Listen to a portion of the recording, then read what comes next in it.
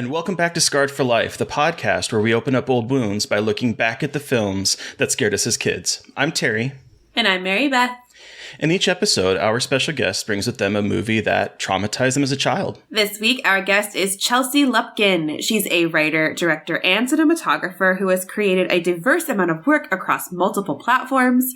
Her short film, Lucy's Tale, premiered at Fantasia in 2018 and is now part of Alter's YouTube channel, and her short film, Flagged, is on Hulu as part of their Halloween lineup. She's also been the DOP on over 2,000 videos for Delish. And a senior programmer and editorial writer for the website Short of the Week. Hello, Chelsea. What don't you do? What don't you do? I think you're just I feel like I'm just realizing now that I really need a vacation. I mean, seriously, oh, what was I thinking? And you might be promoting a movie. It's like, right. do. Hint, hint, nudge, nudge, might be making a movie. Okay, but before we do get all to that creative stuff, which there's a lot, and there's something I definitely want to talk to you about. How did you get introduced to horror? Accident. It was a complete accident. It was one of those things where I realized that I should be making films that I actually like to watch. Okay. And I've grown up so much, watching horror movies and scary things and action adventure. So why was I not making them?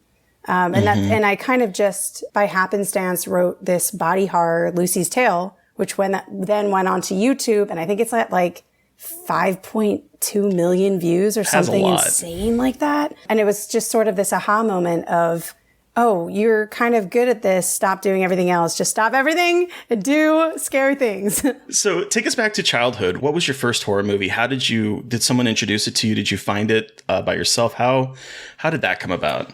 As a kid? I think I need to actually give my parents some credit and some flack because one of my first times really getting into horror was at a beach house in North Carolina. I was staying there with my family, and it was a rainy day, and they had a bunch of VHSs, and one of them was Jaws, and I thought that was good to watch while I'm going to go to the beach, the next day. Terrible idea. Parents, what were you thinking? Why did you let me watch that? How old were you? Oh, man, I must have been like 7 or 8. Easy. Okay. I was young. Pretty no time you were watching that. I saw it when I was 4. Like, why did anyone think that was the good idea? I don't know. Right. Like I remember very distinctly that my parents, I was afraid to go in the water immediately, and they would lift me up and be like, no, we're going to walk in together. I'm just like, no, I don't want to be in the ocean now. Thanks. Not even a little bit. Don't even want to dip a toe. Not even a little bit. I've shared this story a couple times, but I saw that very young as well. And I lived in Alaska, and I was terrified of swimming on my back in the indoor pool in Alaska because I was afraid that Jaws, as I called it, would come up from the depths of the pool and eat me. You and me too. I was on the swim team for a very brief moment, and I again, being a little kid in elementary school, as professional swimmers are, and I would be so afraid that there would be a shark that's just coming to get me in, a chlorine-filled... In the chlorinated pool. Yep. Exactly. And the shark was 25 feet, and the pool is definitely not that deep. Logics don't come into play, but it's no, that shark is in the pool. And it's going to eat me. It's going to eat me. So did you grow up watching horror movies? You saw Jaws, and did you keep watching horror? Or was it something that kind of your parents let you watch or were interested in? Yes. So right after I really got into, I saw Jaws and I liked it. Couldn't stop singing, Show Me the Way to Go Home. Then my parents were like, right. Then my parents were like, I think you might be old enough. Maybe you should watch Jurassic Park. Maybe you should watch, Alien. Which really freaked me out. But I really liked those movies, but I was also a total scaredy cat. I would always kind of, there was nothing to be done, but I was hooked. It didn't matter. Did most horror movies scare you, or did you overcome that fear, or was it that it could pervade through most of your childhood? I don't think I ever really overcame fear of watching scary movies, but I certainly grew an appreciation for them.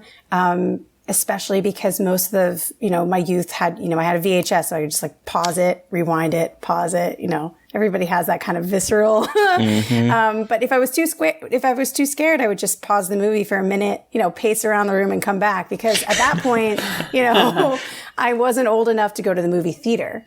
So right.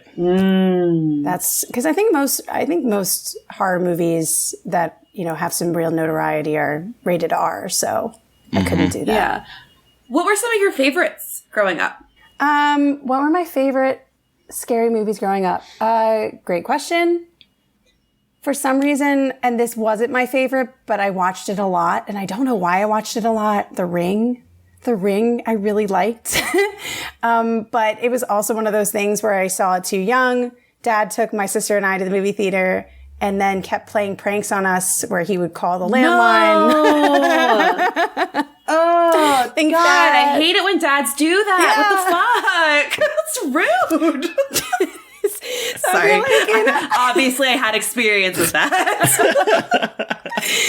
I feel like, honestly, like in hindsight, I think my parents like really set me up to start making scary movies. Oh, man.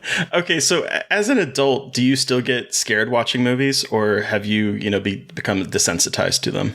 Yes. As an adult, I do get scared watching movies. And I think that's probably why I might be good at writing them. Because I'm a scaredy cat. I'm a complete scaredy cat. I remember watching for the first time, and I know this is super sacrilege, but I saw A Quiet Place on the plane. And I was coming back. Oh, interesting. Yeah. Okay. So wait for this. So I'm in the middle seat. I'm coming back from LA to New York. It's a 5-hour flight. And I put on A Quiet Place, teeny tiny monitor, got my headphones in, and I start watching this movie, and I really got scared. Like, I'm one of those people that will like put their knees up and plug their ears and shut their eyes and think maybe that'll help. It doesn't. I love that. By the way, spoiler alert, it doesn't. But so halfway through this movie, and I'm jumping every 5 seconds. This older woman next to me in the window seat, she taps me on the shoulder. And I immediately apologize. I'm like, oh man, maybe I like jumped and I jostled her or something. And I'm like, I'm so were you sorry. in the middle? Were you in the middle seat? Yes, I was in the middle seat on the plane. Oh no! This was a lot of oh no. So I'm in the middle seat and this woman just taps me and I'm like, I immediately apologize. I'm like, oh, I'm so sorry. Like, was I being distracting? Like, are you okay? She goes, no. I want to know what you're watching because I want to watch that. I was like, bless your heart. So she was just like, yeah, it must be a really good movie, the way that you're reacting. So I was like, well, it is. So A Quiet Place. What a wild experience watching that on a plane. That wasn't a good idea. But I love that you still got scared. Were you watching on like the little screen, or were you watching on your laptop? No, it was like the little screen on like the headset or like on the headset, the headrest of in front of me, totally on Delta. That's amazing. Oh my God, that is incredible. And so, was that the most recent movie to really scare you, or has there been something even more recently that's kind of freaked you out? Actually, there is something that was recent that freaked me out, and I'm ashamed to say it. This is a safe space. Is it? You might judge me for this. I had never seen until last year Blair Witch Project. Oh. Never saw it. Oh, right. You might get some judging from Mary Beth, but you won't get, because that's like one of her favorites. No judgment. I'm not saying those things. No judgment. I'm kidding. No, I was really wrapped up in that, especially because while I live in the heights in New York City, we have a lot of forests. So I'm just like used to kind of wandering around. Like that's, and then the Blair Witch Project, woof, man. Like I knew what it was about, but I just didn't, I never saw it. My favorite little tidbit that I've said a million times in this podcast is that I live like 45 minutes from Burkittsville. Oh no. And I grew up near Burkittsville, like went to camp. Like, not in Burkittsville, but, like, in the woods. And so that we always scared each other about the Blair Witch. So, yes, near and dear that, though. To my heart. That's, like, the kind of friendships that I want. I just want my friends to scare me all the time. I'm that friend. I was just thinking back to when you were talking about your dad pranking with the Ring. I used to do that with my friends all the time. We go 7 days and just, like, leave random messages on their phone. Right. Ugh. What are some of your favorite horror movies now as an adult? Or is there like a subgenre that you kind of feel yourself more attracted to than others? I think that I've really grown an appreciation for a lot of Stephen King writing. Okay. And I mean, obviously, like, I love coming of age, and one of my shorts is very Carrie-esque. That was Lucy's Tale. I really like coming of age horror. I think there's something to be said for being vulnerable and trying to learn as you go as a kid. So a lot of those kind of younger skewing, scary stories really speak to me. That's actually a good segue. So here's the thing. Back in 2019, out of nowhere, Alter's like, hey, do you want to review this short film called Lucy's Tale? And I'm like, yes, I would love to. So I review it. It's great. I really enjoyed it. And, you're moving on to different things, and I'm reviewing. So this is one of the reasons I'm so excited to have you on the podcast, because cut forward to I don't know, I think it was late 2020, and pandemic is happening. I'm stuck at home. I'm doing a lot of comfort watches, which includes a lot of cooking shows on YouTube. I love to watch cooking shows. And at this time, I was looking for new places because Bon Appetit had some issues. And so I was looking for other things to to watch. And I came across this little show on Delish called Iconic Eats. And I was immediately enraptured, and I started watching anything that came on Delish. And before I know it, there is a video where I think it was you and a couple other of the actual the foodie people all in Zoom places in your individual. Yeah, we were in our homes. Yeah. Yes, filming. And I was like, Chelsea, why is that name so familiar? And why does she look familiar? And then I realized that Alter had included a headshot back in 2019 when they sent out the stuff. And it came together that the person that had been filming all of these videos that I was watching and getting me through one of the most hard times is the person I reviewed back in 2019, the short film. And I was like, what the fuck? I know. I feel like, it's one of those things that it's you wear many hats, but I love when the internet kind of you sort of realize it's all connected. Mm-hmm. Seriously. It was my mind just exploded. I was like, wait. No, really? Yeah. It's funny. So Delish, which is this food site magazine, it's got, a bunch of series on YouTube. I actually, was part of the original team to kind of build this thing into a video brand at the time. I think this was late 2015. And I had just left working at MTV, and I had got this gig, and I knew nothing about food. And here I am now, doing all these crazy series that I've racked up, millions of views. And it's a testament to, the talent we have, Tess Coleman from Iconic Eats. Now we have a new host. Tess was great. Adriana Redding, who is fabulous. And I love her. Yes. And also Julia Smith. She's another one, and June, and I have been watching June, even though I'm not a Budget Eats person. I have been watching June's Budget Eats just nonstop. June I'm 2 hours. Yes, give me this long form content. She honestly she's making her own little feature films essentially in her apartment, and it's also a testament to our editors who can take that and make it into something that's consumable. I know, food pun intended. But yes, but yeah, it was one of those things where I really felt food is fun. And it's so funny because at the time that I started there, I really didn't think it was going to be cool. I was just oh, well, I came from MTV and I'm doing these comedy sketches and music shows. What am I going to do in food? And I was so stupid because, it really did. It really blew up, and it's such a joy to have that be part of what my career has become, aside from, horror and everything else. What an incredible contrast between making really cute, fun, funny culinary videos and horror movies. I love it. It's so cool. It's eventually I'm going to have to make some sort of horror movie in a kitchen. There's going to be some blood and guts, It's funny because I have this short film idea of combining sort of a, I don't know, a Rosanna Pansino type, host that's cooking at home, but it's doing cannibalism. I'd watch it. I'd watch the fuck out of that.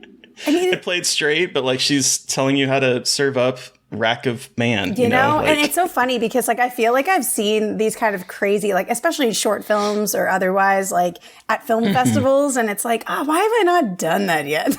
You should. Only a matter of time. It seems like the perfect marriage there. Yeah.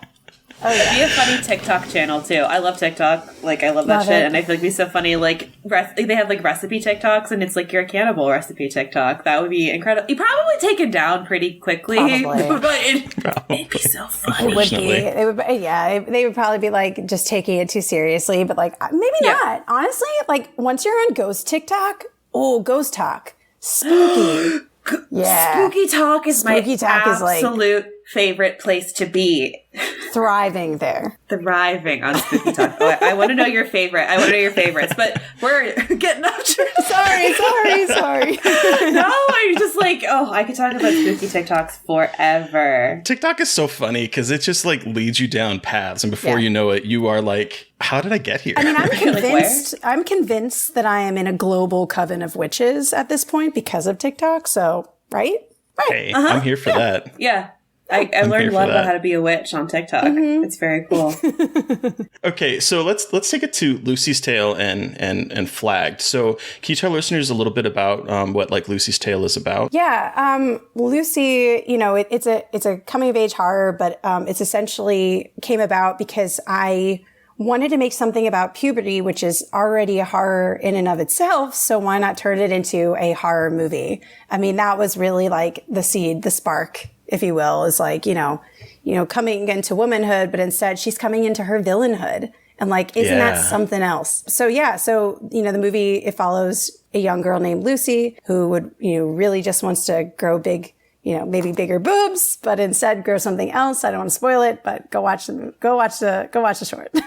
Yeah, that's what immediately pulled me to, and I was so happy that you were talking about like Carrie, because it gives me that kind of vibes, but more of I'll be honest, I love Brian De Palma's Carrie, and I love the story Carrie, but they definitely come from a male perspective. Yes. And so that's one thing I really liked about that pulled me to Lucy's Tale, is that it was being told by a woman's perspective. And I thought that was sad that that's like, a boom moment or something like that. But it was like I thought really cool. Yeah. It was fun also because we had such an incredible cast for that. Actually, one of them is in a crazy sci-fi adventure series in Spain called Paradiso, the Irina Bravo, who plays Lucy. I don't think it's made to Netflix here yet, but it is in Netflix in Spain. And then Mary Neppy was the star of Snatchers. I don't know if you guys saw that a couple years ago. Yeah, it was a series. Yeah. No, it was really awesome. But regardless. Oh, yep. Snatchers, yeah. But she gets pregnant, and then, it's blood and guts. Yeah. That one. Yay, Mary Neppy. But for the most part, it was one of those things where, like, I wanted to give voice to this kind of girl code, like these relationships between these young women, and that we can sometimes be really mean to each other through competitiveness, through just like, how society has kind of trained us to do that kind of thing. So for Lucy, she finds her independence. She's kind of like coming into herself, but she really is kind of this, in some ways, a bad guy, because she's coming into her villainhood, but she's also doing all these really bad things for all the right reasons. And for me, that was a really great hook to kind of give a social commentary on, more adult behavior and some things that weren't so great. And it's funny because now, I spent a lot of pandemic writing a 4-season show Bible for Lucy. I know. I wish people could see your faces. They can't. Hopefully, maybe one day that'll get made. But it's been a time to world build and write for me these past couple years. Yeah. And it's been an adventure. I really feel like, especially because, as you mentioned earlier, I'm a senior programmer for Short of the Week. And I see a lot of stuff. I see a lot of stuff. And for me, it was one of those things where, like, I was never really a writer until I started really explaining to filmmakers what they were doing right and what they were doing wrong. And that's how I learned how to, grab a pen and write stories. So, yeah, we'll see. Fingers crossed. Maybe one day you'll see Lucy's Tale as a show. That'd be amazing. I'm ready to go pound on doors. Who do we need to yell at? I don't. Netflix. It's so funny. I know, like Netflix. Please call me, because it's so funny. I never really thought that it could do so well, but It's got like 66,000 likes. There's like thousands of comments, fan theories. And I worked on that with my creative producer, Sarah Calavano, who she and I have just like put our brains together of like, what does this world look like? But again, like we really wanted to make it feel like this was a women's story, but also really accessible to other people. So it kind of has some generous body vibes. You know, there's a lot of things there to unpack, but we'll see. Knock wood. Hell yeah. So we've talked about all of your creative endeavors and your horror history, but Chelsea, yes, what movie did you bring with you today for us to discuss? You know, what's funny? I really like thought, oh, what's a really cool movie that scarred me for life? And then I was like, you know what? Nah, I'm going to put down The Mummy. 1999's The Mummy starring Brendan Fraser. That scared the shit out of me. Oh, it's the best. So, let me read everyone a quick synopsis before we jump in. At an archaeological dig in the ancient city of Hamunaptra, an American serving in the French Foreign Legion accidentally awakens a mummy who begins to wreak havoc as he searches for the reincarnation of his long-lost love. So, Chelsea, tell us your Scarred for Life story and why you chose this for the show. Okay, so I chose this because, now that you now know that I have watched a lot of horror movies before I probably should have, this was a big one. This was another one. I was 8 or 9 when it came out. I didn't see it in a movie theater. My parents had rented it from Blockbuster. We're in our living room. We're watching this movie. And for one, there's so many jump scares, but it was really the big thing that scared me was the scarabs. It was the bugs. They always really, the scarabs. The sound, the fact that they could go into your skin and eat you. And here's the thing. So like we stopped the movie halfway through because like my sister and I got scared. And I was like, you know, Mom, like, can I just like sleep with Sid tonight? Like, can I sleep with my sister tonight, please? And she's like, no, you're going to like start out in your room. Like maybe if you get scared, fine, you can run into her room. Like I was a little kid. I was scared. And so I ran into my parents' room, grabbed my dad's socks. And I really thought this was going to work, guys. I took my long pajama pants and I tucked them into my socks and I swore that was going to protect me from the scarabs. So they wouldn't crawl and eat my flesh from within. So yeah, I was really scared. That's amazing. That's amazing. Yep. Poor me. But it really haunted me. That haunted me. To be fair, they are the most terrifying part of this movie. Even now, rewatching it as an adult, the moment when the warden he drops it and it the gem and it hatches, and then it's digging into his shoe. I mean, sorry, young Chelsea, your socks aren't going to prevent it if it can dig through a shoe. But don't tell me that. Don't tell me that. Oh, and like when you see it go like up into his face. That part always ruined, like when it's in his face and he like rips, it still gives me. It's so visceral. Icky. Like whoever did the sound design, even on that movie, like that held up. That held up real well. The skittering sound. Skittering, like when they're running from all of them, like across like the bridges and stuff and through the tomb, and they're all just this horrendous cacophony of like little beetle legs. It's like, Yeah, but you know, it's so crazy because, you know, like obviously you just said, you know, this whole thing is in a tomb. It's so funny because I don't know if this was really marketed as a horror movie, but I think it's very much a horror movie, not just action and adventure. I mean, essentially it's like an Egyptian ghost story. They're in a tomb. They're by campfires. They're talking about these scary ghosts. It's very ominous. There's jump scares from the beginning to the end. It's like one after another. And it just really, really rocked me. Loved that movie. The beginning is horrendous when like he's mummified whole and like you see them like with the brain. Like everything about the beginning is like horror movie. Like I've always considered this a horror movie. And like, yes, you have like Brendan Fraser, Dreamboat. We'll talk about him later as like the action star. And it has that like kind of 1940s, because it takes place in the 1920s, but it has that adventure movie vibe.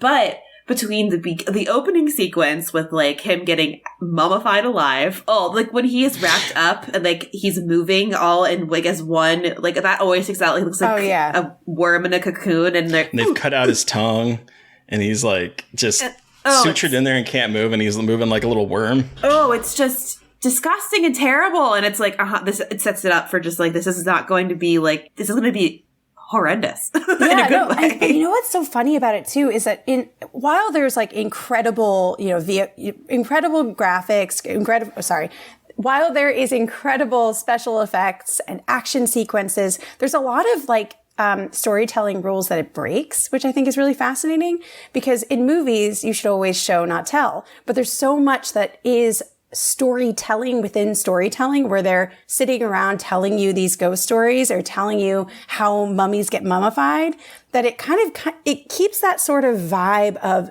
this is a ghost story. This is almost like a haunted house for these characters. They just happen to be in an Egyptian tomb. So I loved that. I like that, because I hadn't even thought about that before, because you're right. There's a lot of moments where it is giving like little exposition dumps in some way, but like telling like how you do the mummy thing and all that kind of stuff. And it does feel like a bunch of people got around a story and are telling various campfire stories throughout the movie. And in fact, they do sort of at a couple points sit around a campfire and talk about like the history and all the kind of the stuff that they've experienced. And yeah, I like that. The spooky music obviously comes in. There's so many gusts of wind.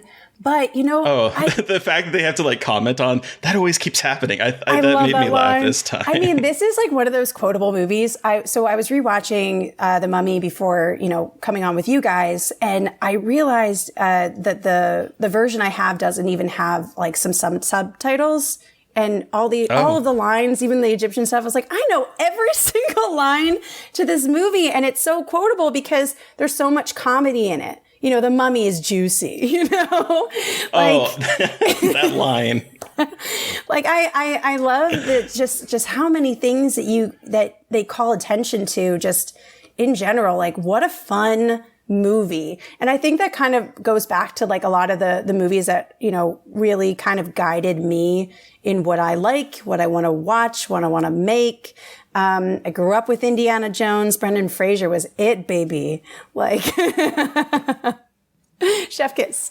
Chef's kiss, Brendan Fraser in this role. I am obsessed with him. He is perfect. He is such a hunk in this movie. And I think this was because he was obviously in a lot of stuff before this, but in this one, he is his funny self, but also his suave self and his action star self. And he's like not slapstick, but a little bit goofy. So he's like a more relatable kind of adventure guy, because obviously he's a badass, but like makes a lot of mistakes. And like he is just a cutie with a booty. Yeah. He's the ultimate himbo in this movie. He is the ultimate himbo. And like, I just love Brendan Fraser's facial expressions and the way he delivers lines. He's just an iconic character in this movie. I love him. I love him also because he's, like you said, he's so funny, and I love a man who's funny.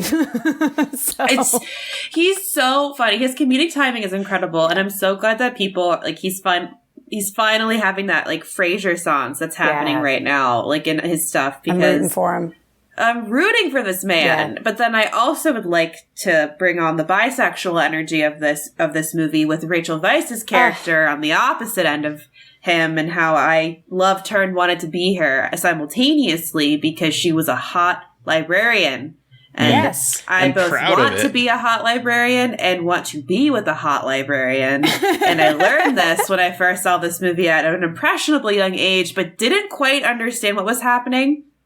Because I saw this movie this came out in theaters when I think I was 6. So I didn't see it in theaters, but I saw this one and the second one. And between her and A Knock Sailor Moon, the lady, and like the fight at the beginning of the second one, I was like, am I gay? Like, I didn't know I was gay until I was like...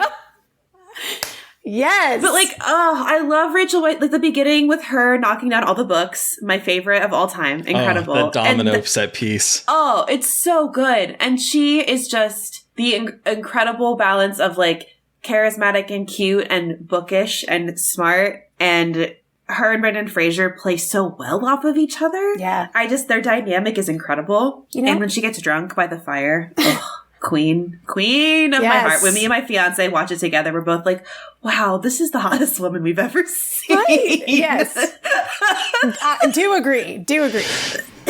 You know what's also kind of great? Like, and I'm realizing now, like rewatching it and, you know, going through just the excitement of watching this movie again, that she was really one of the first female protagonists that was an adventurer that I saw on screen. And wow. And there was such a commentary of like, if you remember in the movie, there's like a moment where there's like the two groups that are digging. And one of the men from the other group goes, you know, they don't know anything. They're led by like a woman. And then it cuts to her being like, well, actually there's this statue with this thing and this thing. And I was like, yeah, that's badass. Like, yes, you know what? We can do that. We can do that. I can be that, not just that sexy librarian. But I can go out into, the desert and maybe wield a sword and awesome. I want to see that. I wanted to see more of that. So that was cool. Yeah.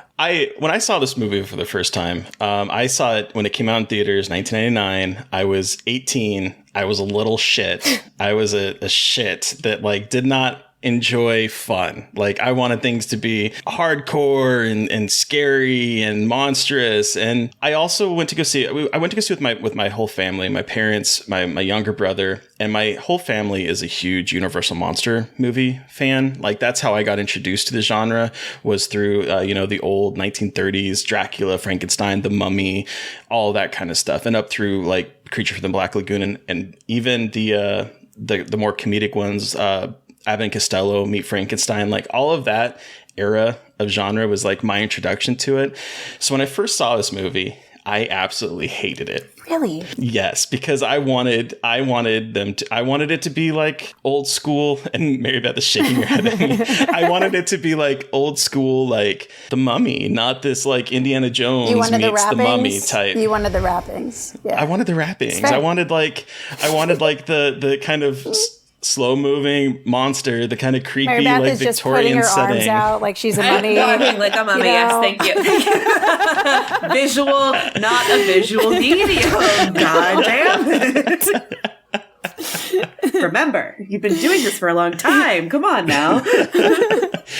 But so that's what I wanted, and that's also what my dad wanted. And so what we got was definitely like Indiana Jones and the Mummy, or meets the Mummy, you know. It's like adventure movie, kind of pulp, like adventure from like the 1940s, 1950s, as you said, Mary Beth, like mixed with an old school Mummy. And so I did not like it when I first saw it. And it was also the year that like a couple OG like horror films were modernized. And so you had this one, and then it was followed up with The Haunting. Yes. That came out like maybe a month or two later. And that again took a very classic, one of my favorite books, Shirley Jackson's The Haunting of, the Haunting story, and modernized it and made it into this big effects extravaganza. And I didn't like it. I was like, so this 1-2 punch of these two movies when I was an 18-year-old little shit that didn't know fun, absolutely hated. And it was also like when I started to realize that there was like these PG-13 horror movies that I felt in my mind were like, just sort of like gutted from the horror that I had grown up watching, like the big explosions of gore in the 80s, and then the more dark, like nihilistic stuff that was happening in the early 90s, and then even the teen genre where it was like a lot of people getting slashed and hacked and killed, and then you have like this PG-13 stuff coming in, and I was like, oh, very PG-13 horror. And so I was a little shit when I first saw it. When did you change your mind is the question. So I had not seen this film until last night when I rewatched it. That was the first time since I saw it in the movie theaters that I saw this movie. And I think it has some problems that I'm happy to dig into when we get to that point. I think it has a couple problems. Mary Beth just eye rolled. It's fine. It's fine, guys. I mean, the episode that came out today that came out when we were recording this was Martyrs, which I do not like and is like her favorite film. And so, this is just like a 1-2 punch of things that are happening recently. But listen, I don't hate this movie. I think there are some problems with it, but I had a lot more fun, and I was really vibing with it last night. Okay, that's all I can ask for. That's all I want. Much more positive. That's all I wanted to hear. As long as you were vibing. Let me make an argument for why you should change your mind about this movie. All right, okay. I'm here for it. Some of the best horror movies have funny characters. Yes. Because when they're funny, you like them. And you don't want to see anything bad happen to them. And I think this checked every bucket. It does, absolutely. And that's actually why I was enjoying myself a whole lot more this time, because it's so funny, because back then I was like, the idea of taking horror and comedy and mashing it together, I hated. Yeah. Even though, like, when I look back at some of the films that I loved in the 80s were doing that, where it was like, The Blob is funny. Totally. It's dark. It's morbid, but there's funniness to it. So many of those 80s movies had humor in it, but I didn't see that because I was just like honed in on that gore aspect. I think comedy is horror's secret weapon. I completely agree. Completely agree. And so that's why I think I fell in love with this a little bit more on this rewatch. The only thing that like was a big like, I don't like this, is the okay, we've talked about Rachel Weisz's character, but I feel like at a certain point she isn't given a whole lot to do. You're fired. You're fired. No more. This is the final straw. She takes us through the entire story. She's the boss bitch who's just like, listen, this is how we're going to save the day. She is the beacon of how to survive an evil mummy man. Until she gets kidnapped. Yeah, but even then, she like knocks out a boom. I mean, come on. She can hold her own. And becomes the like damsel in distress that must be saved by the strong men in her life. Look, it was 1999. We can't expect things to be perfect gender-wise, but she's a perfect character. I mean, and I will hear nothing. 1999 was the year of She's All That, and that's all we have to say. 1999 was the best year for cinema. Yeah. Oh, yeah. Full stop. It was a great year for cinema. Regardless of genre, it is the best year for movies. In horror, The Sixth Sense of the Blair Witch Project, that's all 1999. Mm-hmm. Oh, I know. Crazy. Like the list of movies that came out in 1999, I mean, you have The Matrix, you have Magnolia, you have American Beauty, which might not have aged very well, but at the time, like, great. You had like... Why did we all like that movie so much? Anyway, sorry. Anyway, it was the bag, and it was the bag floating, and it was just art. And my 18-year-old brain is like, oh, this is the most beautiful thing I've ever seen. Did Magnolia come out in 1999? Yeah. It did. Okay. Which I still think is a phenomenal movie. It's my favorite of his, but that is a whole other podcast. Okay. So yes, I agree. And I knew that me saying that they're getting kidnapped on this was probably going to be like here comes the pitchforks coming for Terry. But it kind of bothered me that like, the movie, okay, so the movie does this thing where it winks and it kind of does a knowing like nudge to the audience. In some ways, I would say it's a little meta in the fact that it takes like the Indiana Jones story, takes the Mummy story, and puts a character that like is like not here to deal with any of it, and sort of like has that winking in the moment. And so there's the line when he's trying to get, is it Winston? Is that the pilot's name? Yes. Winston. I love him. I love Winston. Oh, king. Bless. He's trying to get Winston, and he's like, his line is, we're going to rescue the damsel in distress, kill the bad guy, save the world. So it lays out these like dated plot tropes that like are familiar throughout all of like pulp fiction. Yes. Pulp adventure fiction. Yes. And then it doesn't really do much to subvert it, though. And that was my problem. In my mind, I was like, none of this. Okay, you're laying this out and you're saying, I'm poking fun at this, but then I'm not going to subvert it. You know what I think? I think that even though it says that at the end, it's already set itself up to subvert some of those gender norms that we see in movies, especially with Rachel Weisz's character in the beginning, that I think it's actually forgivable. And it's almost as if like, that these characters are not going to be successful in all of those things, because really you should never say in a line, hey, this is the stuff that's going to happen. And then, like, why would I want to watch that? I want to see conflict, make a claim. It's probably not going to end up that way. But I do like the fact that, Rachel Weisz's character, it's Evie. God, love Evie. She, does have a one-on-one fight, with a dagger with Enoxinamon's, mummy self. So in a lot of ways, it, obviously we're only talking about the first mummy, but even in the, giving her more physicality by the third act, what's there? She wasn't entirely saved by all the dudes. Like she very much came, out to defend herself, to defend her body, because otherwise, she would have been dead and Enoxinamon would have, ended up in her form, I assume. Because body possession, scary stuff. Mm-hmm. And doesn't she offer herself up instead of being kidnapped, technically? Like, she kind of voluntarily is like, take me with you. So, she has a Hunger Games moment. So there is a little bit, like, autonomy there instead of her being kidnapped and, like, taken away, like, hauled over a shoulder screaming. Like, she at least, there's a little bit more agency in her decision. Yeah. She has to be saved, but there still is a little bit more agency, I think, than you see in a lot of these movies where it's like, the damsel's whisked away screaming in her white gown. Yeah, like, and you know what? She also laughed at Imhotep when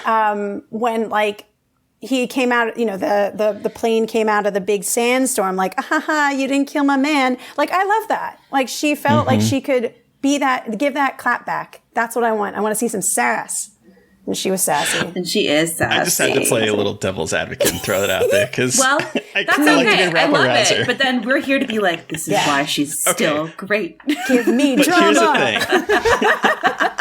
Here's the thing, and I challenge our listeners to do this. Can you give us a movie in which, by the finale, the women aren't paired up to fight each other and the men aren't paired up to fight each other? Because in a lot of movies that have that kind of, the female ends up fighting at the very end and the male ends up fighting at the very end, they're paired up by gender.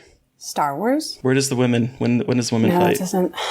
Rey fights dudes. Yeah. And she and Kylo Ren fight in Star Wars. See?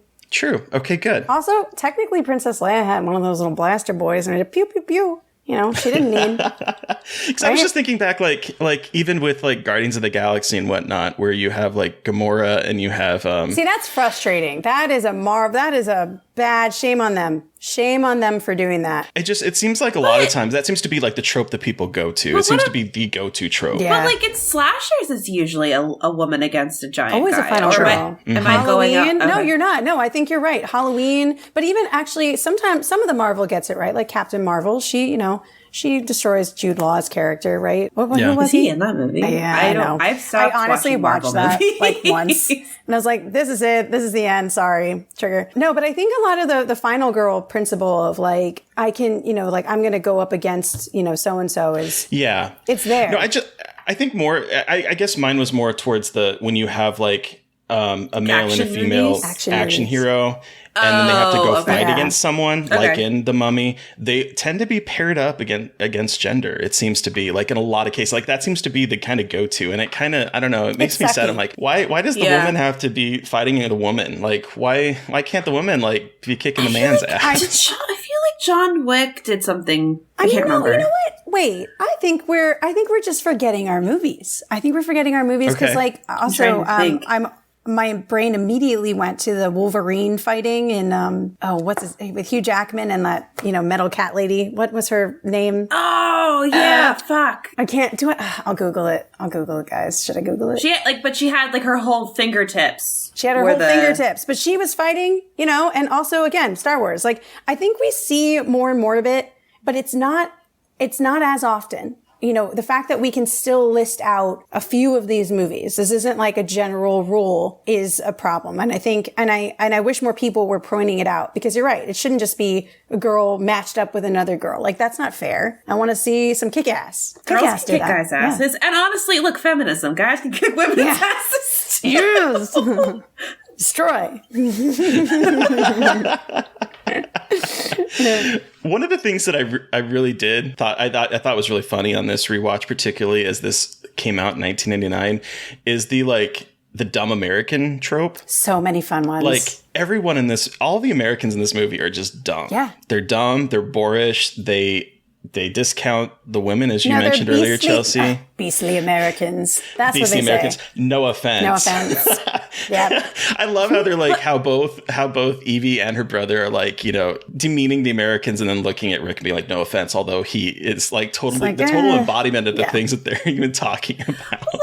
Like the crazy masculinity of like, look at all my guns, I can do all the saving, I'm an adventure boy, pew pew pew pew. Because he is just like them. Because like the cowboy. Also, this gave me, I think Steve and I, my fiance and I, like watched this, and Bram Stoker's Dracula from Coppola back to back or something like that. It's got that similar structure a little bit in terms of like the characters I was thinking about, just in terms of like the group of the three suitors and these Americans kind of, and then there's the main group, kind of that weird parallel to me kind of stuck out in terms of the characters we have and how these are both horror adventure movies of these classic monsters that I hadn't thought about before. Which I hope that they never get rid of the Universal Mummy ride. I'm just saying. Oh, it's the best one.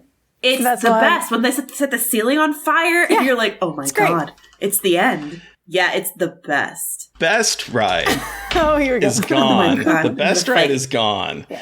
The best ride was Jaws. I agree. And I know it's not the best ride. But I saw God. your picture the other day, Chelsea, on Instagram, where you were taking a picture in front of Bruce that was hung up there. And it made me so sad because the Jaws ride is gone for what? Harry Potter? I think so. Tore it up? You know, it's funny because when I was 7, I was put on that ride, and my mom still feels guilty because she's just like, I cried. I was like, Mom, I don't want to go on this. No, you're going to go on this ride. I went on the Jaws ride at 7. That's so funny because we went to Universal as a family, and my brother wasn't quite 7. He was a little bit older.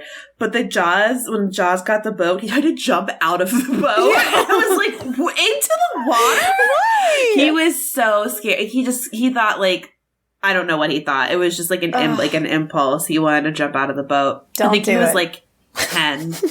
It was incredible. And we felt so bad. We didn't know, like, we did not think that was going to happen. We were like not anticipating it at all. It was very surprised. And we were like, holy shit, what is happening? You are not like this usually. Like, the shark didn't even work all the time. Like, no, it sure didn't. No, it did not. It did not. But it worked on ours. Yeah. And boy, oh boy, it is pretty scary. Even though you know it's fake, it's wild. It's big. I mean, like, honestly, though, like, look, I love seeing, the old school kind of monsters, which I don't know, spoiler alert, I heard a rumor, and I'm sure that this is probably verified on Google, but I think there's going to be a Universal Monsterverse. So I think you might get your wish there, Terry. They've been talking about doing that back. Like, talking about they this, keep talking about it, but because the 2017 Mummy was hot garbage, and I think that was them trying to reboot it. But I also know that is it Karen Kusama doing Dracula? She was attached to it for a bit. Maybe. She was, and now they are doing Renfield and Nick Cage's Dracula, which is that'll be something. So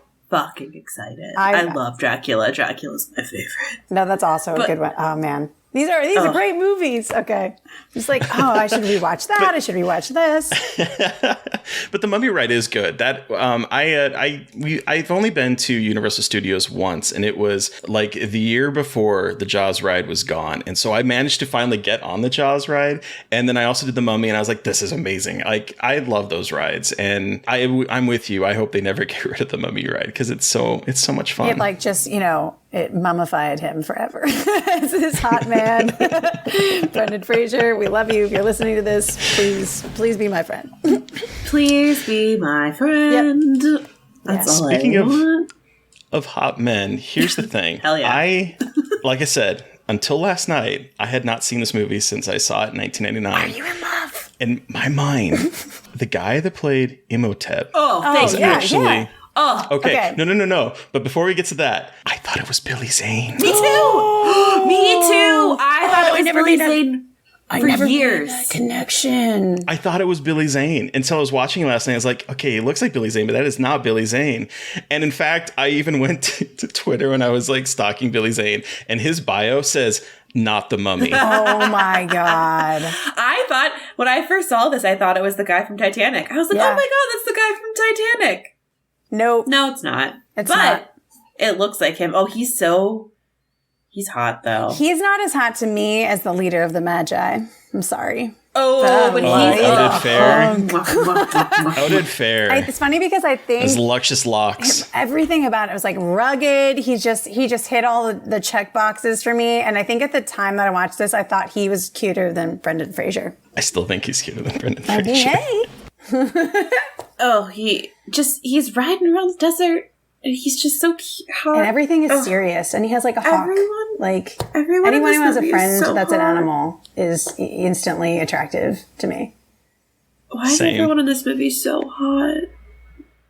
was a formative experience watching this for me. Like, I watched this movie when I was under the age of 10. And my dad rented it, and I remember chugging Pepsi Blue. Does anyone else remember Pepsi Blue? Yes. Pepsi Blue, and I like loved it. And I was chugging this and watching The Mummy and The Mummy 2 over and over again. And like, Inox and a Moon fighting in 2. I know this is 2, but like formative. Like, and when she's painted in gold, and you can see this in the beginning of this one. It's just like, I wanted to be here so badly. Like, and as an older white woman, realizing it's interesting for me as a young white girl to want that.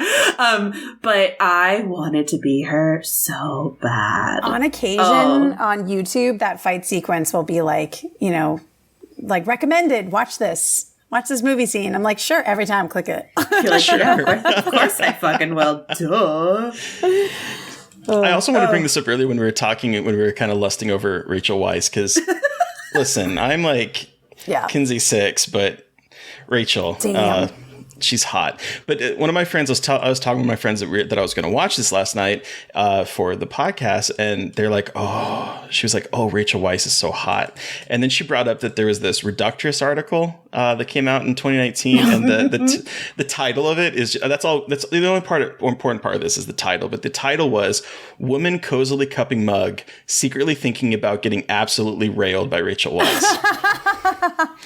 And I think that's, I think that's fair. It's me. It's you. It's me too. Because she's stunning. But like, it's just like, this movie is just like a beautiful combination of incredible actors who are pretty to look at, but also are really talented. Like, even Jonathan, who's so fucking annoying, I have a soft spot in my heart for his character. And Benny, who's a little snake, but I have, again, a soft spot for that actor. And everyone in this movie is just so good. And I think the action is incredible, and the horror elements, especially with the actual mummy. Like, that actual mummy is disgusting and scary. And the way that he takes body parts to make himself whole is just, and especially when he gets the guy with the glasses, he takes his eyes, Mr. Burns' and he's wandering in the dark, and his tongue. It's like it's so horror, because he's in the dark by himself. He doesn't have eyes or a tongue, and it's just absolutely horrific. And a great reveal where she walks up behind him and taps his shoulder and turns around, and his eyes are. I know we talked about parallels to other movies, but that scene it's giving a nod to Jurassic Park. And here's why.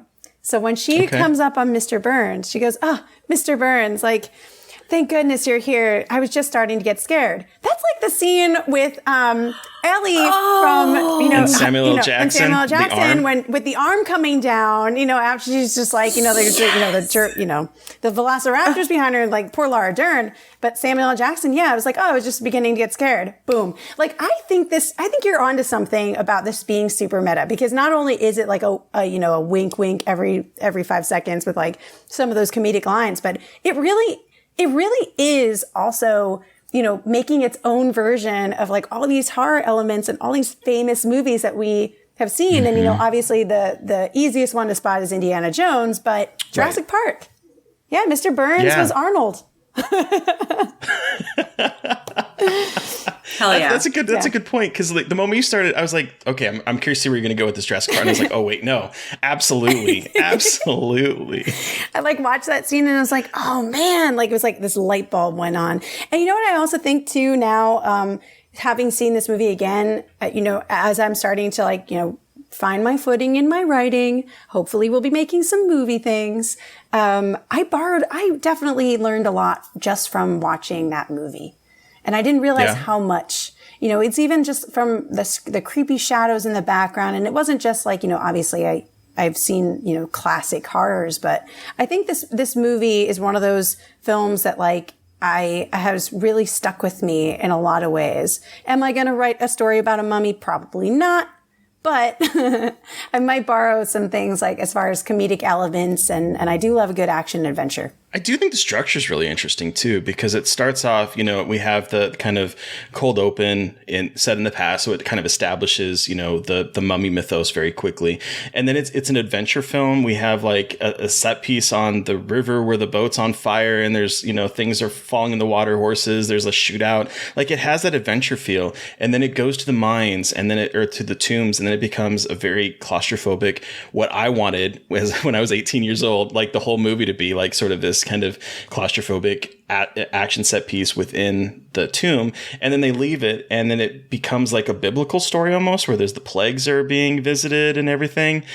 And then they go back to the tomb. So like it has all it is constantly changing its scope and its direction throughout the film. And I think that's really impressive for a movie that's 2 hours long. I think the tomb is like a haunted house. I mean, it's got all these compartments. There's so many areas for jump scares, like even the scarabs again, because they were horrifying, coming out of the, the floor and the walls and this and that, the other. But yeah, like you said, even too with these plagues, I mean, it happens that like right now as we're recording this, it's Passover. I'm a Jewish filmmaker. Hi. But like the plagues were something that was super spooky, growing up and hearing that, like being a Jewish person, and to see the plagues kind of in The Mummy was just like, oh, that's really scary. Like, no, I don't want to see a whole bunch of bugs. I don't want to deal with that.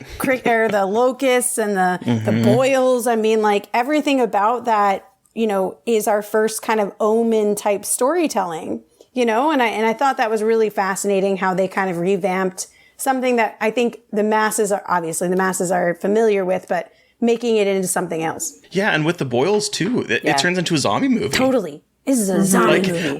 I love that Jonathan is like walking through and he runs into them. And he's like, it's sort of like, it kind of reminds me of like the Shaun of the Dead that would come out later. We're like, brains, they're trying to like, make be part of the zombies. And here he's like, Imhotep, and walking around as if he's one of them. And I thought that was such a clever thing to kind of bring zombies in a interesting way that felt, right for the movie, and then kind of play with that genre as well. I mean, this is Living Dead, right? Is this all Living Dead or Undead? Yeah. I will say the zombie mummy army, not the best CGI. I will say some of the CGI does not hold up as well. I will say. Agreed. I'm offering a criticism here. But, I'll be on the opposite side and I'll counter that criticism. Wow. Yeah, what? Head tilt? I think the mummy itself is really a well done piece of CG. Oh, yeah, yes, for 1999, yeah. Oh, yes, yeah. I think the individual CG might be, you could tell that that's not a real creature. But I will say that in comparison to a lot of movies that are coming out right now, the way that they shot this, where it was live action, they had the guy that played the mummy. Arnaud something. Or Arnold Vosloo. Oh, yeah. I'm probably screwing up his last name, Vosloo. He was basically walking around. I found an interview with him that talked about how he felt like he was a Christmas tree because he had all these LED strips on him. But he was like physically on the script, on set while they're filming this stuff. And then they used makeup, prosthetics, and CGI to get that look. Yeah. And so cool. I was really cognizant of it this time because I'm very hypercritical with CG because I grew up with like, all this practical effects. And so watching movies today where it's like all CG, I'm like, okay, it feels like there's a disconnect between the people. Hey, at least it's not the early 2000s. Like, let's be real. That was particularly bad. The Mummy Returns. Oof. But, let's not talk about The Rock and the Scorpion King. I mean, now we've got deep fakes and they've redone it, and you're just like, oh, I wish they had that technology then, but they didn't. But it's a physical person that they're reacting to, and you can tell, and I think it gives a presence to the film in a way that it doesn't feel like they're just, react to this ball over here. You know what I mean? I feel like there's a presence here that while the CG might not have aged in some cases, I still think it looks really good. I think that the elongated jaw is always really terrifying and uncanny when he opens up and he roars. But, with all the little CGI and that kind of perfect blend of practical and, CGI and sound effects, when the bug comes up his neck and like across his cheek and then he eats it. Yes. Oh, I love that shit so much. I love whenever a movie does that with like a bug crawling on someone's face and they eat it. It's disgusting, but I love it. And like the this crunch. is so great. The crunch. Oh, it's Yeah. so good. Oh, I'm obsessed.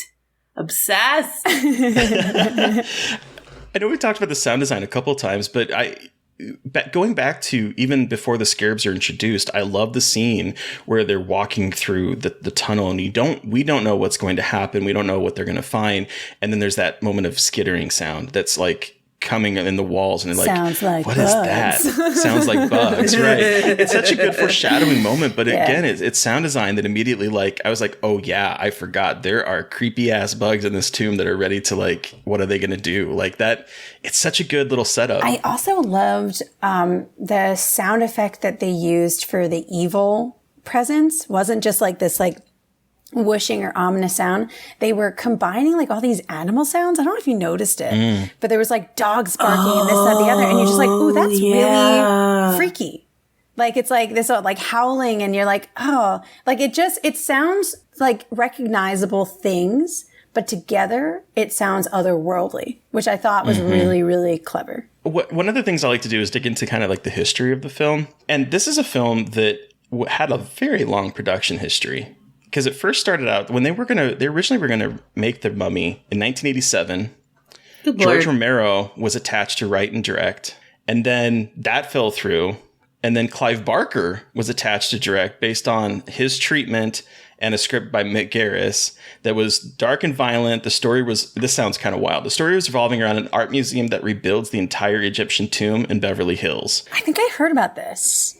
But it was deemed too dark, sexual, and filled with mysticism and too weird for the studio. Maybe it'll still get made. When does it get made? I want to see Clive Barker's Mummy, and I want to see someone have sex with the mummy. I'm so sorry I said it, but like, he'll do it. He'll do it in a way. He would. Exactly. And like, honestly, I'm here for it, especially if it's Clive Barker and it's like super weird. And he's like, be my mummy, or like, be my slave, or like weird vibes. Like, let me just stab you a million times and we'll be in pain together forever. And it's like weird, sexual, and you shouldn't be turned on by it, but you kind of are. You definitely love Dracula. Right? Yeah. Right. Yeah. I am who I am. Then we almost got a Joe Dante directed movie that would have had Whoa. that would have had Daniel Day-Lewis as a brooding mummy, and it was written by John Sayles, who wrote Alligator, and he's written a bunch of like really. I think John Sayles is a fantastic writer. That was the next iteration of this. Yeah, but also with Daniel Joe Day-Lewis as a Dante, brooding like, mummy. That would I know. be like there probably would have been such a great like kind of critter in there too. You Oh, know? it would have, the practical effects I bet would have been amazing. Daniel Day-Lewis is, I can't get over Daniel He'd be Day-Lewis a hot as a mummy. He'd be a Would have been a hot mummy. mummy. Because this would have been like late 80s, early 90s too. Steamy The mummy. earring. The little, they had to let him keep the hoop. Yeah. Yeah.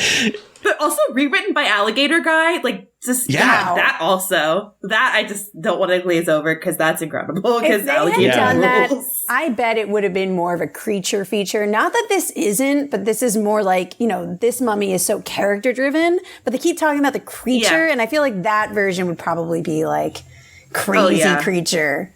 It was set in contemporary times and focused on reincarnation with elements of a love story. It became close to being made, and some elements, like the flesh-eating scarabs, made it to the final product. And then, after that, 1994, George Romero returned to the project, but then his version was considered too dark and violent. Again, this is like a theme that has continued throughout all of Were there this zombies history. in his? You know what? There was... It sounds kind of wild. So it was like a female archaeologist, Helen, and her discovery of the tomb of Imhotep, and it was going to take place in American City in modern times when he awakens as a result of his body having been exposed to rays from an MRI scan. I love that though, because the archaeologists still do the MRI scan. Oh, that's so funny. That's wild. Yeah. And then he was going, then I guess Imhotep was going to resurrect the mummy of Keris, which is from the original mummy. Like Keris was one of the big characters from the original. And he was going to go on a rampage against the grave robbers of his tomb. Yeah, and the studio wanted a more accessible picture. And so Mick Garris came back to the film in 1995. Damn. Jesus and he wanted to Christ. combine the 1932 film and 1942's The Mummy's Tomb. That didn't get made. In 1996, they hired someone to do a new script, And that is when Sommers, the director, Steven Sommers, got involved. And he wanted to do Indiana Jones or Jason the Argonauts with the mummy as the creature giving the hero a hard time. I mean, that's a perfect summary. It is. But then it got put on hold, and it was only until George Miller's Babe, Pig in the City was a massive flop for Universal Studios, and they needed a hit film. And so Sommers was able to pitch it again, and that is how we got to this movie. And a ride. We got a ride out of it. Universal Studios. And a big hit. It was a big hit. That is an insane, that is a wild history. That production timeline is crazy. I feel like that's like every incredible movie has like these really long-winded timelines. Like, oh, it was never made. And it's always the ones that like were almost never made that are like the iconic. Like it's almost better that it had that track record or else it wouldn't have been as good, in my opinion.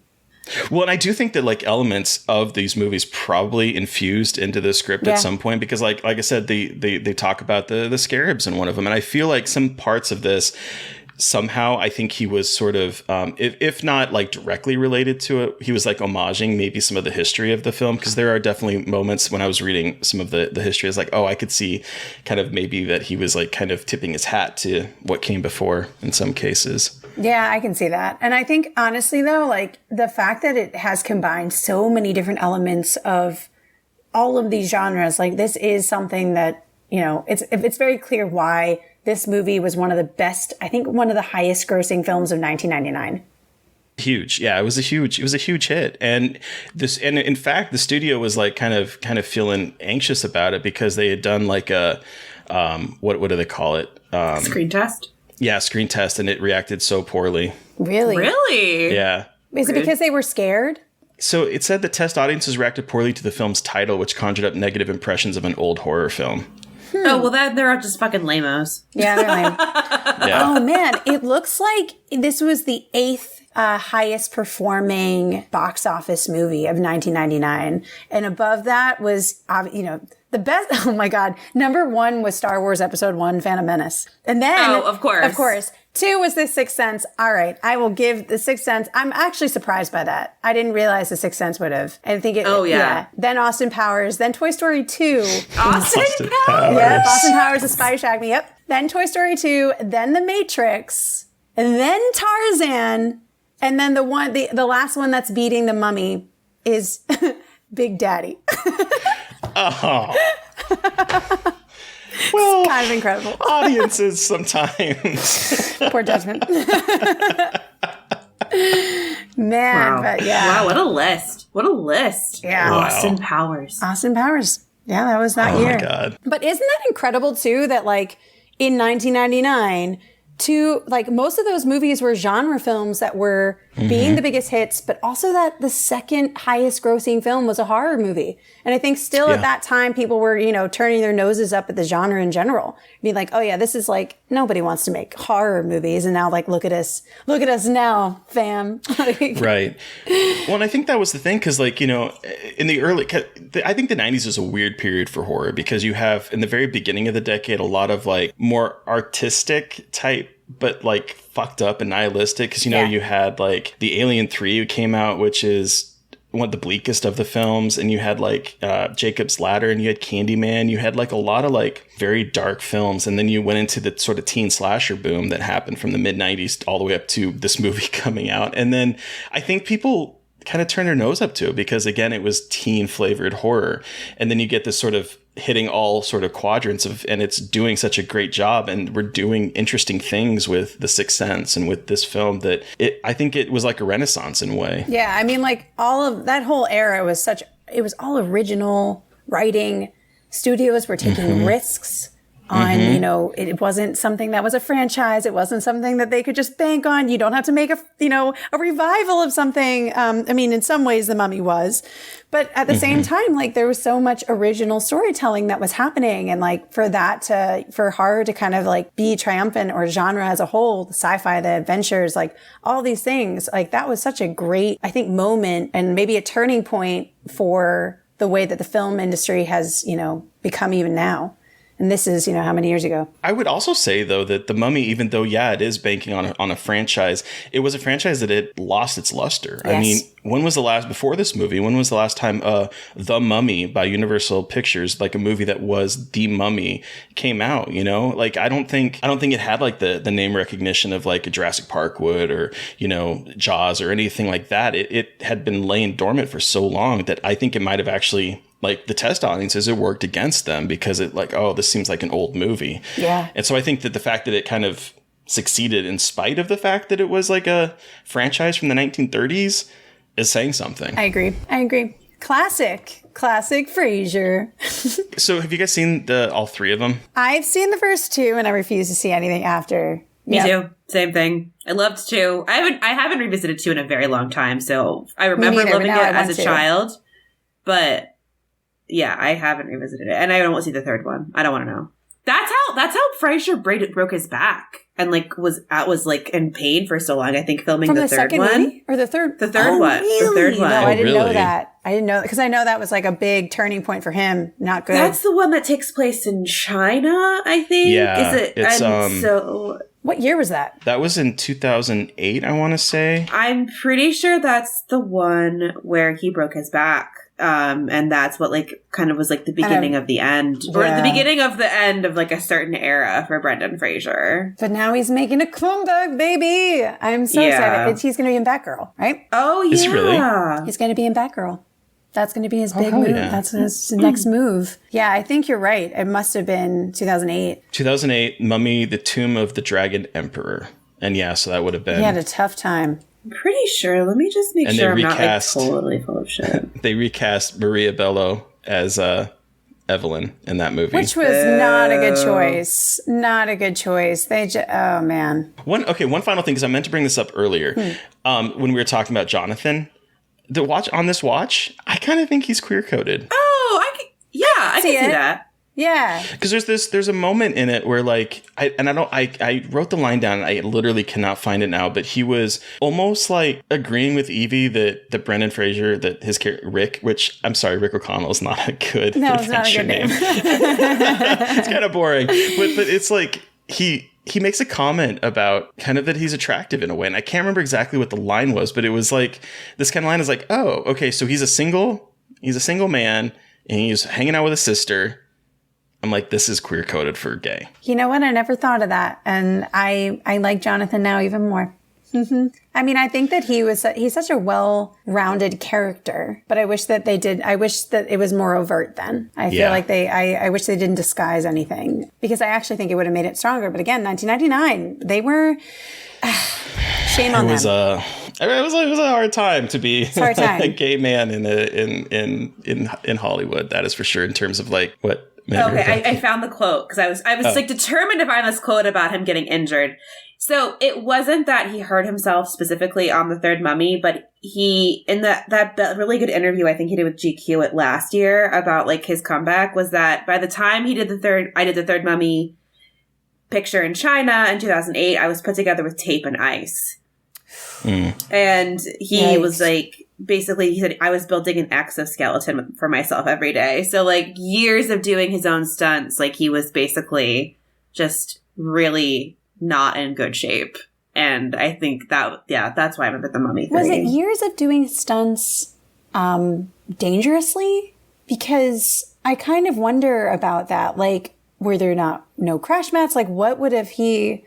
I mean, I understand, like, it's cool to do your own stunts, and I mean, but it's still, like, such a risk for a studio to let their lead do their own stunts. I mean, remember what, happened with Tom Cruise when he broke his ankle jumping out of the plane? I forget which Mission Impossible, but that just stops production. Like, what are you going to do? Well, I hope that he gets, again, I hope he gets back on his feet. I'm rooting for him. I will forever love him. Wait, was he George of the Jungle, right? He was George of the yeah. Jungle. What a hunk. And there's there's a moment here where he's wearing like the same hair. Like I feel like he's wearing the George of the Jungle hair when he's found in the jail. I was like, oh, that's the George in the Jungle wig. Also, I loved him in Blast from the Past too. So hell yeah. Apparently, he was actually fully choked out in The Mummy because when they were filming the prison scene with the noose, he actually blacked out while they were doing it. No. Yeah, I think he just like didn't do stunts right. Like he got his first time he like got extra money when he got thrown into an arcade machine and like bruised a rib, and then he just kept doing his own stunts, and he probably just wasn't doing them right, so he had to get like knee replacements and spinal surgery and all this crazy scary shit. I know, Jesus. It's just like, oh, no, thank you. No thanks. Thank you. But do we want to wrap this up and give it our rating out of 5? Sounds good to me. Terry. Oh, before we do though, Chelsea, watching this again, is this still a scarred for life moment, or did this movie still scare you as it did when you were a kid? Yeah, especially now that like I'm deathly allergic to mosquito bites. They just find me, so I understand what it's like to be. Well, it's not like deathly allergic, but like if you get eaten by mosquitoes all summer, I'm just like neurotically spraying bug spray on me like all the time, and I look like a crazy person. So the idea of scarabs really, really messes me up. So yes, I think it's still really scary. And the same thing that really scared me about it. I also think like, again, like the idea of curses and ghosts that can physically harm you. Yeah, totally. Everything about this movie actually spooked me. So the mosquito part, I have a question. Are you one of the people that like the mosquitoes just want to eat you up alive and like will ignore everyone else? Because that's me. That's me. I feel your pain. We can do this together. Last summer, I was at my friend's. They live in a neighborhood that has a public swimming pool, and we were lounging by there, and I'm just sitting there, and no one else is getting eaten. I'm just like, guys, I gotta go because I like him. And the next day, I'm just covered in bites, and no one else is like, I'm fine. And I'm like, God damn it. We just, you know what? We're just sweet people. We're sweet people. That's what I'm gonna tell myself at least. Consolation. Are we ready to give this movie our rating out of 5? Yes. All right, Terry. How many flesh-eating scarabs out of 5 do you give The Mummy? Well, it's funny. I was telling Mary Beth before we started that I went to look at I use Letterboxd to like categorize everything now, because when you're writing and you're critiquing a lot of movies, it helps to have that list of movies you've watched. And when I went to go add this movie to my watch again list, I realized I'd given it 2 stars. Back when I first read it, and that was based on a memory out of 5. Oh yeah, that's right. Letterboxd is out of 5. Yeah, but that was based on a memory of me watching this back in 1999. Because again, I had not seen it since the movie theater, and watching it now, I think this movie is a lot of fun. I'm glad that we had this conversation because I feel a lot better now in terms of the kind of parts that were like kind of jabbing me in terms of like, I don't like that they did this and this and this and this, but. I think this movie is a blast. I think the cast is phenomenal, and they're just like Mary Beth said, it's a bisexual dream. Like it's no one in this cast is not good looking, and they all just are phenomenal. And yeah, so I had a great time watching this. So I'm going to give it 3.5 flesh-eating scarabs. That's what I'm going to give it this time. Which I know is probably going to be on the low end for everyone else. But Mary Beth, how many flesh-eating scarabs do you give it? 4.5. Surprising no one. I obviously know that there are problems, but I still think this is a near perfect movie. I loved it as a kid. I love it now. I have so much fun with it. My bisexual awakening. I just love everything about this movie. It makes me so happy. It is so much fun to watch, and I think everyone is pitch perfect in it. So I'm giving it 4.5. Chelsea, you have the final word. Man. I mean, is it bad if I give it... Well, it has some issues. So I'm going to say I'll also give it 4.5 scarabs, because it makes me excited to go to the movies. This is like the best kind of like escapism filmmaking that I want to see. And I really like the characters, obviously well performed. I'm in love with Rachel. I'm in love with Brendan. I'm in love with all of them. The Magi. Love them all. But I think that, as far as scary, spooky, fun, funny, that this is the kind of movie that you want to stand up and applaud at the end of watching. And I, the fact that I want to watch it multiple times is kind of a testament to how good it was to me. So 4.5 scarabs. Perfect popcorn horror movie for sure. Yes. Yes. Well, thank you again so much, Chelsea, for joining us. And finally, like, I get to talk to you face to face because this has been a joy for me. So thank you for joining us and bringing the mummy back into my purview. So where can our listeners find you? And do you have anything coming up that you can share with us? Oh, man. So you can find, do I give my @ Is that what I'm supposed to do? Yeah. Yes. Okay. Yep. Just Whatever checking. you want All right, to give. Yep. You can find me. No, we need to know your address. You want to send all our listeners to your house. All right, so I live in New York City. My on social media, I'm just at Chelsea Lupkin. And you can maybe see some more work from me coming out soon. There's obviously a lot of delish videos, some more episodes of Iconic Eats, Julia trying everything. So we got all that foodie content for you. But also, I'm working on a short horror right now that's in post. So maybe it might go to film festivals. I don't know, but it's a feminist demon horror, and who doesn't want to watch that? I so want to watch that. Can we watch it now? Yeah, maybe. That sounds incredible. Yeah. So Awesome. cool. Thank you guys so much. Thank This is you. fun. This is so fun. Well, listeners, you've heard from us, but we want to hear from you. What was your experience with The Mummy from 1999? Send us an email at scarredforlifepodcast@gmail.com or reach out to us directly on Twitter. I am at MB McAndrews. And I'm a Gaily Dreadful.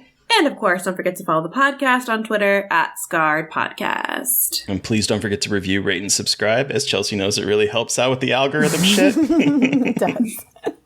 Thank you to Eric Power for our artwork. Thank you to Sean Keller for our music. Thanks everyone for listening. Please stay safe out there, but most importantly, stay creepy. And until next time.